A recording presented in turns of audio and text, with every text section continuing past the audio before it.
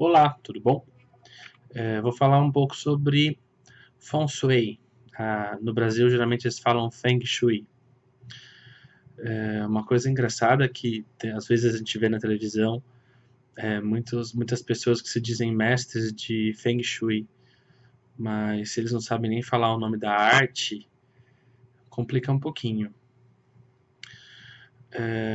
A linhagem dos Feng Shi, que é a linhagem da qual eu faço parte, que é o Feng Shi é o povo de Kunlun. Às vezes a gente fala Quanluan, que é a pronúncia mais próxima, somente da província de Taiwan, Quanluan, mas escreve Kunlun. E em alguns lugares da China se fala Kunlun, então tudo bem. O povo Fanxi é um dos principais berços de onde veio esse conhecimento de geomancia. Então, eles têm uma ciência que é chamada de Kanyu. O Kanyu, ele é um processo que a gente passa para entender o fluxo de energia do universo, o fluxo de energia da Terra, o fluxo de energia do vento, da água, do fogo e do céu, por aí vai.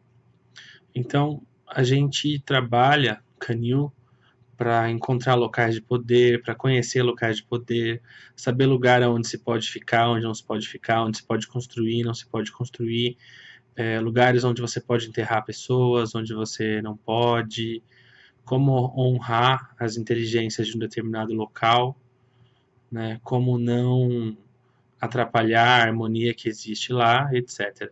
Então, essa é a arte do Kanyu. Ele tem a ver com a gente conhecer o fluxo infinito de todas as coisas. Ele tem vários processos.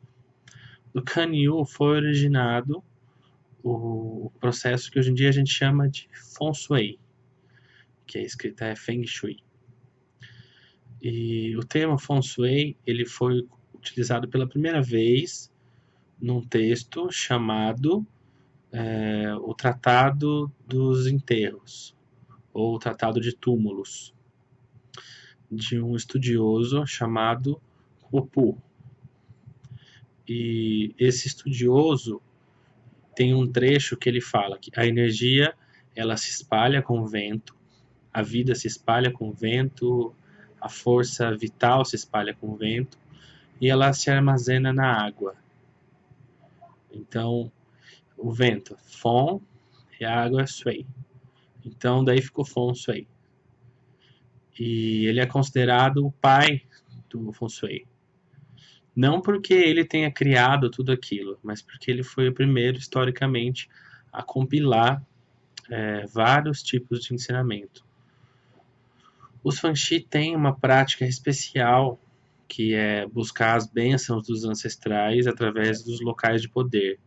Então, se você tem os ossos de um ancestral, você pode enterrar num local de poder com os rituais certos. Eles trazem bênçãos e prosperidade enorme para as pessoas que são os descendentes deles. Tem alguns presidentes, algumas pessoas que são politicamente muito influentes que têm esse tipo de bênção. Ou, por exemplo, se tem uma doença que a família toda tem, que não cura, que não melhora, e isso pode estar associado a um ancestral que está enterrado em um local ruim. Então, tem várias formas de ver isso e de comprovar. A alquimia foi uma das primeiras ciências que a gente teve aqui, nessa era em que a gente se encontra agora. E ela é extremamente científica. Não tem nada dentro da alquimia que não possa ser comprovado ou que não possa ser testado.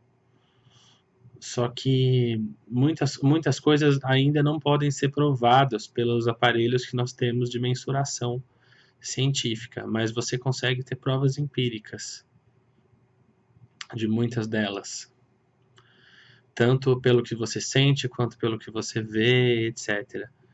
E para o povo chinês isso é muito importante. É mais importante entender as repetições das coisas. Então, por exemplo, se eu faço um bolo com tal receita, na maioria das vezes a mesma receita vai dar certo. do que entender o porquê que dá certo ou não. Mas muitas vezes esse mistério, esse porquê, ele demora muito tempo para ser compreendido e ele é misterioso em muitas situações. A gente não deve ser cego, né? Mas o Feng Shui também trabalha com esses aspectos de encontrar as respostas e da repetição e não muitas vezes no motivo. Como é uma ciência bem antiga, a gente sabe muitas vezes os motivos, mas o mais importante é que funcione. Bom, eu vou falar algumas coisas que não são Feng Shui, que muita gente acha que é, porque o Ocidente, de forma geral, tem um Feng Shui muito ruim. Não é Feng Shui cristalzinhos, coisas bonitinhas, não é Feng Shui um modelo pronto para uma casa, de onde tem que ficar cada coisa, que é tudo pré-estipulado e que serve para todas as casas. Não é Feng Shui decoração. Não é Feng Shui colocar espelhinhos na casa por colocar. Não é Feng Shui você pegar aquele símbolo do Pacuá, que tem aqueles símbolos chineses que tem o desenho do Tai Chi no meio, que é o Yin e o Yang, e colocar na porta da sua casa. Tá? Tudo isso é crendice. Muita gente acha, por exemplo, que se você colocar um espelho na entrada da sua casa, isso vai impedir que você seja roubado. Essa crença vem um pouco depois da dinastia Ming, onde as pessoas ainda tinham muita educação. Então eles acreditavam que se a pessoa ela se enxergasse no espelho, se ela fosse fazer maldade para casa, que ela ia pensar: nossa, olha a minha cara, eu estou roubando, eu estou fazendo mal, então eu não vou roubar. Também não é Feng Shui aqueles sinos de vento. Você fala, não, isso cura o vento que está passando. Na antiguidade, esse sino de vento era usado para mostrar onde estava tendo corrente de vento, para que a pessoa não ficasse permanecendo nessa corrente de vento. Porque se a gente fica direto em corrente de vento, a gente adoece. Então, você colocar um sininho de vento numa corrente de ar não faz com que a corrente de ar não adoeça mais a pessoa. Então, tem uma série de coisas que são crendices e tem uma série de coisas que são reais. Eu tive a oportunidade de aprender com o meu mestre tanto o Feng Shui ancestral do Canil do povo Fanxi, quanto o Feng Shui moderno. Eu tive a graça de encontrar aqui no Brasil a Silvia Sacramento, que é do Mintan, e ela oferece cursos online que são muito bons para a base do Feng Shui moderno. E apesar de ela não tratar de rituais e do aspecto mais mágico da coisa, é um curso muito bom para quem quer de fato aprender as bases que a gente usa comumente modernamente.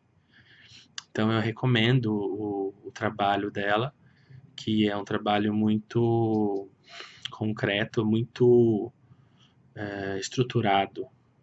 Então ela tem uma forma de ensinar que dá um bom suporte. É um pouco diferente de como a gente faz. Para os Fanxi, a gente fica pelo menos 7 ou 8 anos estudando. Então a gente estuda as bases modernas em mais ou menos 2 anos e depois a gente vai estudar as bases da linhagem. As bases modernas também eram formas deles ensinarem matemática, ciências de construção, de locais perigosos e etc. Tá bom? E agora para fechar o vídeo, eu também quero falar sobre o Feng Shui para templos. O primeiro tratado escrito sobre Feng Shui para templo, eu não me lembro agora o autor, mas o nome dele é Coração de Neve. Por que Coração de Neve? Porque eles colocaram um floquinho de neve no microscópio, uma lente de aumento, e daí eles viram uma estrutura toda desenhadinha. Não sei se vocês tiveram a oportunidade já de ver. E dessa estrutura desenhadinha, eles começaram a acreditar que aquela forma ela podia conter a estrutura do céu. Então, a neve vem do céu, logo, se ela está congelada lá em cima, né, o que ela desce, o que cai aqui, é a estrutura celestial. Daí vem muitas daquelas coisas que chamam de pagoda, às vezes comuns em templos, que tem vários andares e que tem uma forma ou de 6 lados ou de 8 lados e etc. Então, um pouco dessa crença vem dessa geometria, mas tem um estudo muito profundo sobre geometria de templos, como que a energia pode fluir de forma a poder iluminar, a poder realizar e muitas vezes a dominar os seres. Dá para usar isso para o mal também. Também o Feng Shui dos Fanxi em especial é muito forte na questão de exorcismo, de limpar a casa de espíritos perversos, limpar a terra onde teve morte, onde teve desgraça, onde tem maldição. A gente trabalha muito para purificar esse tipo de coisa, locais onde tiveram incêndios e etc. Então agora eu vou dar algumas dicas que podem ajudar as pessoas que estão buscando ter um pouco mais de energia na casa em que elas moram.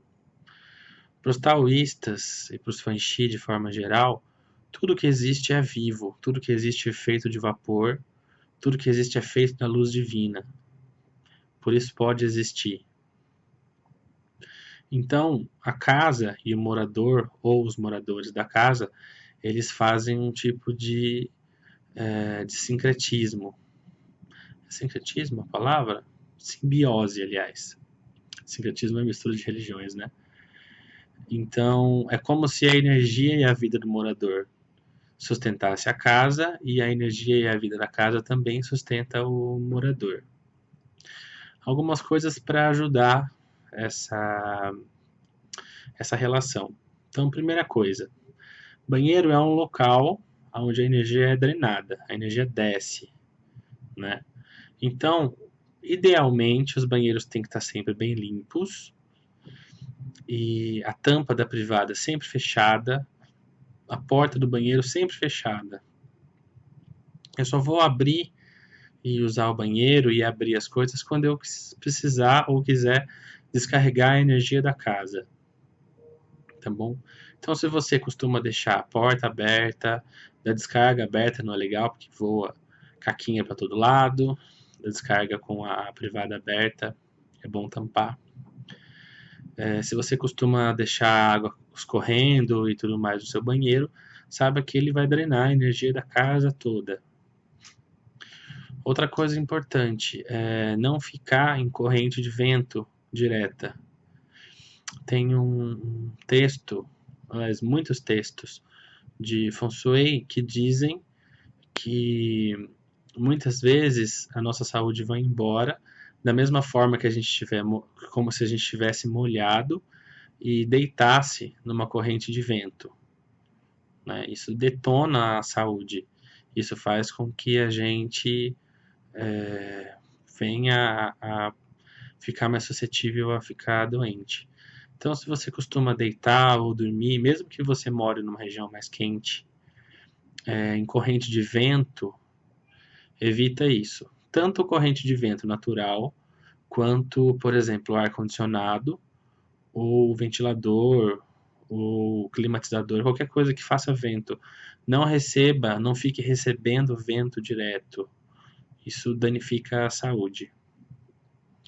Ok? Que todas as casas possam ser abençoadas e todos os corações possam encontrar morada e segurança. Muito obrigado.